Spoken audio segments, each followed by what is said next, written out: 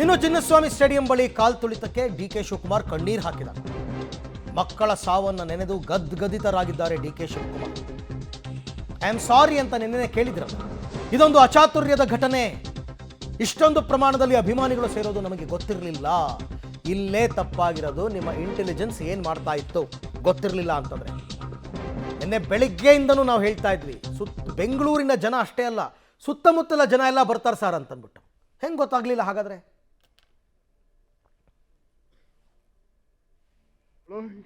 ನಾನು ನೋಡಿದೆ ಅಂತ 15 ವರ್ಷ ಮಕ್ಕಳು ಎಲ್ಲ ಈ ರೀತಿ ಆಗಿದ್ದು.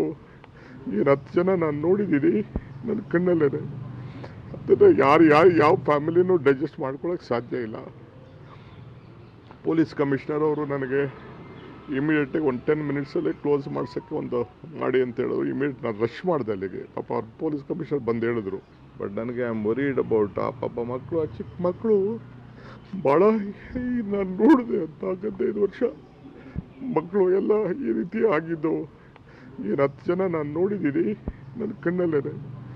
ಅದನ್ನು ಯಾವ ಫ್ಯಾಮಿಲಿನೂ ಡೈಜೆಸ್ಟ್ ಮಾಡ್ಕೊಳಕ್ಕೆ ಸಾಧ್ಯ ಇಲ್ಲ. ಪೊಲೀಸ್ ಕಮಿಷನರ್ ಅವರು ನನಗೆ ಇಮಿಡಿಯೇಟಾಗಿ ಒಂದು 10 ಮಿನಿಟ್ಸಲ್ಲಿ ಕ್ಲೋಸ್ ಮಾಡ್ಸೋಕ್ಕೆ ಒಂದು ನೋಡಿದ್ದೀನಿ ನನ್ನ ಕಣ್ಣಲ್ಲೇ. ಡಿಕೆ ಶಿವಕುಮಾರ್ ಅವರ ಕಣ್ಣೀರಿಗಿಂತ ಮಕ್ಕಳನ್ನ ಕಳ್ಕೊಂಡ ಪೋಷಕರ ಕಣ್ಣೀರಿನಲ್ಲಿ ಹೆಚ್ಚು ನೋವಿದೆ ಅಂತ ನಾನು ಭಾವಿಸ್ತೀನಿ. ತಮ್ಮ ಮಕ್ಕಳನ್ನ ಕಳ್ಕೊಂಡ ಪೋಷಕರು ಇವತ್ತು ಕಣ್ಣೀರಿಡ್ತಾ ಇದ್ದಾರಲ್ಲ, 11 ಜನ ಪೇರೆಂಟ್ಸ್, ಅವ್ರ ಕಣ್ಣೀರಿದೆಯಲ್ಲ, ಅದು ಹೆಚ್ಚು ನೋವಿನಿಂದ ಕೂಡಿರ್ತಕ್ಕಂಥದ್ದು ಇರ್ಬೋದು.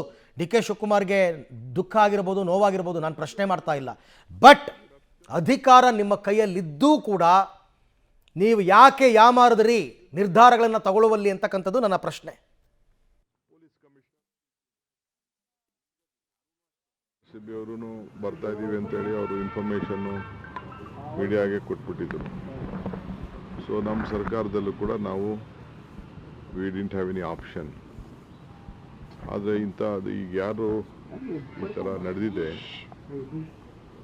ನಮ್ಮ ಮನೆಯಲ್ಲೇ ಆಗಿದೆ ಇದು. ಪ್ರತಿಯೊಬ್ಬರು ನಮ್ಮ ತಂದೆ ತಾಯಂದಿರು, ನಮ್ಮ ಫ್ಯಾಮಿಲಿಗಳಲ್ಲಿ ಆದ ನೋವು ಇಡೀ ರಾಜ್ಯದಲ್ಲಿ ಎಲ್ಲ ಜನರಿಗೂ ಕೂಡ ಇದು ಭಾಳ, ಇದನ್ನು ತಡ್ಕೊಳಕ್ಕೆ ಆಗ್ತಾ ಇಲ್ಲ ಈ ಸಂಭ್ರಮ. ಇದು ನಾನು ಇಲ್ಲಿ ಒಬ್ಬರು ಇಬ್ಬರ ಮೇಲೆ ತಪ್ಪು ಅಂತ ನಾನು ಹೇಳೋಕ್ಕಾಗಲ್ಲ. ನಾವು ಡೆಫಿನೆಟ್ ಅದನ್ನು ಪರಿಶೀಲನೆ ಮಾಡಲೇಬೇಕಾಗಿದೆ. ಇದರಿಂದ ನಾವೆಲ್ಲ ಪಾಠನೂ ಕೂಡ ಕಲೀಲೇಬೇಕಾಗಿದೆ. ಇಡೀ ಅಡ್ಮಿನಿಸ್ಟ್ರೇಷನ್ ಇದು ಬೇರೆಯವರು ಹೆಣದ ಮೇಲೆ ರಾಜಕಾರಣ ಮಾಡ್ತಾ ಇದ್ದಾರೆ. ಕುಮಾರಸ್ವಾಮಿ, BJP ಅವರೆಲ್ಲ ಹೆಣದ ಮೇಲೆ ಅವ್ರದ್ದು ವೃತ್ತಿ ಅದು.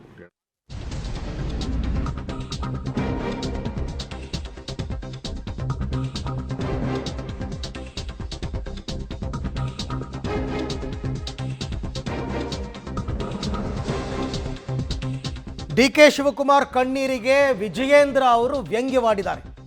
ಕಣ್ಣೀರು ಹಾಕೋದಕ್ಕಿಂತ ಮುಂಚೆ ಘಟನೆಯ ಅರಿವಿರಬೇಕಾಗಿತ್ತು, ವ್ಯಾಪಕ ವ್ಯವಸ್ಥೆಯನ್ನ, ಬಂದೋಬಸ್ತನ್ನ ಮಾಡಬೇಕಾಗಿತ್ತು. ಈಗತ್ರೆ ಏನು ಪ್ರಯೋಜನ ಅಂತ ಅವ್ರು ಕೇಳ್ತಿರೋದು. See, Bharatiya Janata Party will not stoop to such level when more than 11 innocent lives has lost. Yesterday itself we have told we are not doing any politics in this matter. At the same time, it was a responsibility of the state government to organize this celebration properly. Nobody wanted state government to come forward and organize the celebration when government itself had decided to do. Politics ಮಾಡ್ತಿಲ್ಲ ಅಂತ ಎಲ್ಲರೂ ಪೊಲಿಟಿಷಿಯನ್ಗಳು ಪೊಲಿಟಿಕ್ಸೇ ಮಾಡೋದು, ಇನ್ನೇನು ಮಾಡ್ತಾರೆ?